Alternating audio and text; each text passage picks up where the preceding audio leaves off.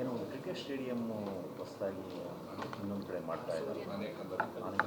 ಅದು ಯಾವ ಸ್ಟೇಜಲ್ಲಿ ಇರ್ತದೆ? ಯಾವ ನೋಡಿ, ಹೌಸಿಂಗ್ ಬೋರ್ಡ್ನಲ್ಲಿ ಅವರು ಲ್ಯಾಂಡ್ ಅಕ್ವಿಸಿಷನ್ ಮಾಡುವಂಥ ಸಂದರ್ಭದಲ್ಲಿ ಆ ಜನ ಲ್ಯಾಂಡ್ ಕೊಡುವಾಗ ಹೇಳಿದ್ದು, ನೋಡಿ ನಮಗೆ ನೀವೇನೋ ನಮ್ಮ ಜಮೀನು ತೊಗೊಂಡು ಹೊರಟೋಗ್ತೀರಾ, ನಮಗೇನು ಮಾಡ್ತೀರಾ ನೀವು ಅಂತ ಕೇಳುವಾಗ ಆವಾಗ ಚರ್ಚೆ ಆಗಿದ್ದು, ನಮಗೊಂದು ಸ್ಟೇಡಿಯಂ ಮಾಡಿಕೊಡಿ, ಕನ್ವೆನ್ಷನ್ ಸೆಂಟರ್ಗಳು ಮಾಡಿಕೊಡಿ ಅಂತ ಕೇಳಿದ್ದಾರೆ.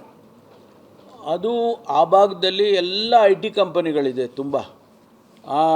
ಆ ಐ ಟಿ ಕಂಪನಿಗಳಿಗೂ ಸಹಾಯ ಆಗುತ್ತೆ, ನಮಗೆ ಜನಗಳಿಗೆ ಕೆಲಸ ಕಾರ್ಯಗಳು ಸಿಗುತ್ತೆ. ಈಗ ಕನ್ವೆನ್ಷನ್ ಸೆಂಟರ್ ಅಂದರೆ ಅಲ್ಲಿ ಒಂದಷ್ಟು ಜನ ಕೆಲಸ ಸಿಗುತ್ತೆ, ಸ್ಟೇಡಿಯಂ ಮಾಡಿದರೆ ಅಲ್ಲೊಂದಷ್ಟು ಜನ ಕೆಲಸ, ಇದೆಲ್ಲ ಮಾಡಿ ಆವಾಗಲೇ ತೀರ್ಮಾನ ಮಾಡಿದ್ದಾರೆ.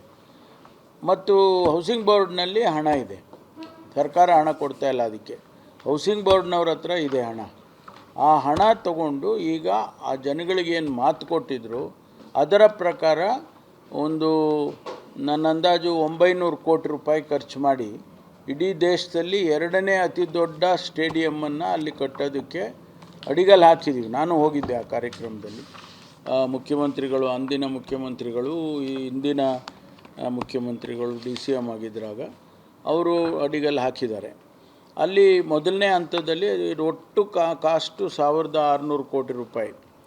ಅದರಲ್ಲಿ ಸ್ಟೇಡಿಯಮ್ಗೆ 900 ಕೋಟಿ ಖರ್ಚು ಮಾಡ್ತಾರೆ, ಮಿಕ್ಕಿದ್ದು ಕನ್ವೆನ್ಷನ್ ಸೆಂಟರ್ಸು ಬೇರೆ ಬೇರೆ ಫೆಸಿಲಿಟೀಸ್ ಎಲ್ಲ ಮಾಡ್ತಾರೆ.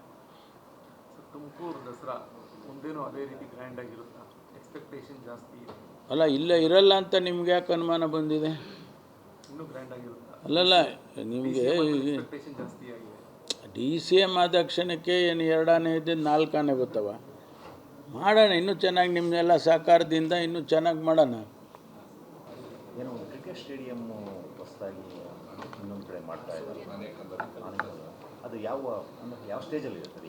ನೋಡಿ, ಹೌಸಿಂಗ್ ಬೋರ್ಡ್ನಲ್ಲಿ ಅವರು ಲ್ಯಾಂಡ್ ಅಕ್ವಿಸಿಷನ್ ಮಾಡುವಂಥ ಸಂದರ್ಭದಲ್ಲಿ ಆ ಜನ ಲ್ಯಾಂಡ್ ಕೊಡುವಾಗ ಹೇಳಿದ್ದು, ನೋಡಿ ನಮಗೆ ನೀವೇನೋ ನಮ್ಮ ಜಮೀನು ತೊಗೊಂಡು ಹೊರಟೋಗ್ತೀರಾ, ನಮಗೇನು ಮಾಡ್ತೀರಾ ನೀವು ಅಂತ ಕೇಳುವಾಗ ಆವಾಗ ಚರ್ಚೆ ಆಗಿದ್ದು, ನಮಗೊಂದು ಸ್ಟೇಡಿಯಂ ಮಾಡಿಕೊಡಿ, ಕನ್ವೆನ್ಷನ್ ಸೆಂಟರ್ಗಳು ಮಾಡಿಕೊಡಿ ಅಂತ ಕೇಳಿದ್ದಾರೆ. ಅದು ಆ ಭಾಗದಲ್ಲಿ ಎಲ್ಲ ಐ ಟಿ ಕಂಪನಿಗಳಿದೆ ತುಂಬ. ಆ ಐ ಟಿ ಕಂಪನಿಗಳಿಗೂ ಸಹಾಯ ಆಗುತ್ತೆ, ನಮಗೆ ಜನಗಳಿಗೆ ಕೆಲಸ ಕಾರ್ಯಗಳು ಸಿಗುತ್ತೆ. ಈಗ ಕನ್ವೆನ್ಷನ್ ಸೆಂಟರ್ ಅಂದರೆ ಅಲ್ಲಿ ಒಂದಷ್ಟು ಜನ ಕೆಲಸ ಸಿಗುತ್ತೆ, ಸ್ಟೇಡಿಯಂ ಮಾಡಿದರೆ ಅಲ್ಲೊಂದಷ್ಟು ಜನ ಕೆಲಸ, ಇದೆಲ್ಲ ಮಾಡಿ ಆವಾಗಲೇ ತೀರ್ಮಾನ ಮಾಡಿದ್ದಾರೆ.